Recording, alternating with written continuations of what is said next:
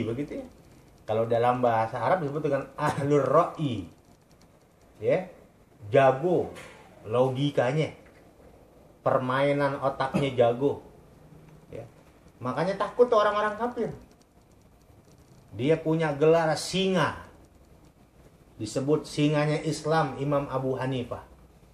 Kenapa? Karena ketika sebelum Imam Abu Hanifah belum ada, itu orang kafir jaya. Kenapa jaya? Ketika orang kafir mempertanyakan masalah tauhid, mempertanyakan masalah akidah, nggak ada yang berani ngejawab, nggak ada yang berani ngedebat. Ketika ditanya kita, di mana Tuhanmu, di mana Allah Tuhanmu, ya, ya, Allah di mana? Ya. Kemudian kita ditanya, kalau kau berdoa, kalau saya, kata orang kafir, berdoa, Tuhan saya kelihatan. Kelihatan. Ya, kalau dia ngedoa, ada tuh Tuhan yang kelihatan di depan. Sehingga membuat saya yakin bahwa doa saya diterima. Sedangkan Anda, ketika berdoa, Tuhan Anda tidak kelihatan. Dan Anda pun ketika meminta kepada Tuhan Anda nggak bisa melihat Tuhan Anda. Kemudian mereka bertanya lagi, orang-orang kafir, kalau Anda mengatakan kami ini menyekutukan Tuhan, kami disebut dengan Trinitas, begitu ya? Apa Trinitas ya? Trinitas ya? Trinitas. 3 tapi 1, gitu ya? 1 dalam 3. Anda sekalian mengatakan kami menyekutukan Tuhan. Kami Trinitas 1 dalam 3, 3 dalam 1. Padahal Anda yang lebih menyekutukan Tuhan. Kenapa? Karena Anda mengatakan Tuhan kami ada di mana-mana. Berarti lebih daripada 3 di mana-mana. Kemudian orang kafir nanya lagi, sekarang kami pengen tahu. Kalau Anda selalu mengatakan bahwa Tuhan Anda melakukan sebuah perbuatan, Tuhan Anda melakukan sebuah pekerjaan, saya mau tahu, sekarang Tuhan Anda lagi ngapain? Tuhan Anda lagi berbuat apa sekarang? Apa yang sedang dikerjakan oleh Tuhan Anda? Itu nggak ada yang berani ngejawab tuh. Karena zaman dulu tabu. Sebelum Abu Hanifah tabu sekali. Orang mengatakan ainallah, di mana Allah, mata, ya, itu tabu tuh. Aina, ya, hal itu tabu itu. Ainallah, di mana Allah, tabu, nggak boleh. Ya, mengatakan aina nggak boleh. Zaman dulu tabu.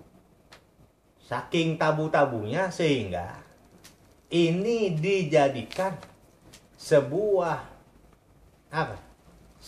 cara untuk menjatuhkan, untuk mengalahkan umat Islam. Nggak berani ngejawab itu. Sehingga muncullah Al-Imam Abu Hanifah.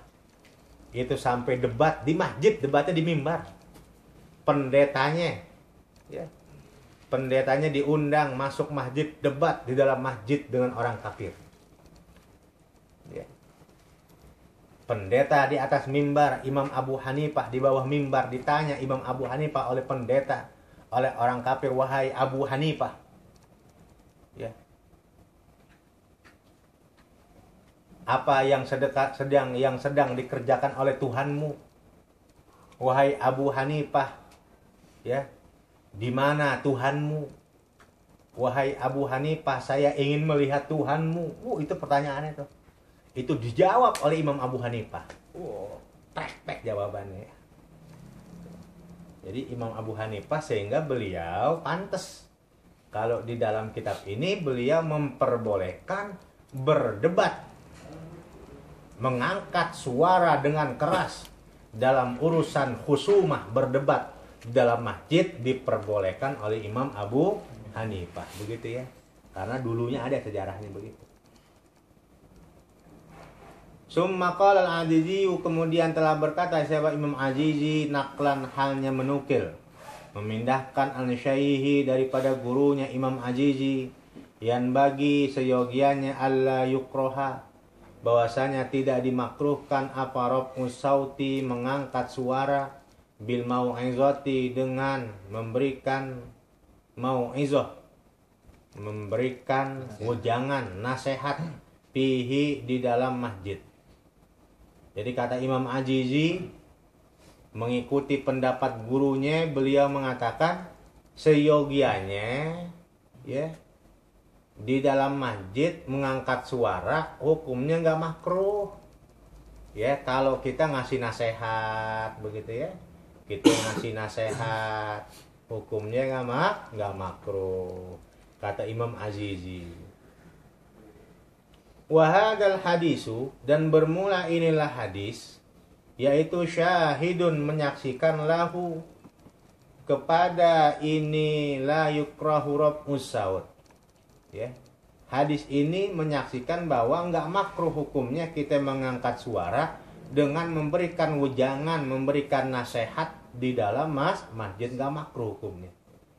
Termasuk juga nggak makruh mengangkat suara ya wa khutbatil jum'ati, ya nggak makruh hukumnya khutbah Jumat, wa ghairiha, dan selainnya khutbah Jumat, min dalika, daripada demikian itu yang telah disebut. Wa kada, dan seperti inilah yukrahu, tidak makruh hukumnya, jami'u ma yustahabbu, bermula seluruh sesuatu yustahabbu yang disunnahkan, fihi, di dalam ini, apa raf'us sauti, mengangkat suara. Termasuk juga nggak makruh teriak-teriak, nggak makruh ngangkat suara di dalam masjid, di dalam urusan apa? Kal adani, seperti adzan. Adzan kan suaranya kan ditarik tuh kenceng ya, nggak makruh. Wal iqamati, dan iqamah ya, qomat, nggak makruh.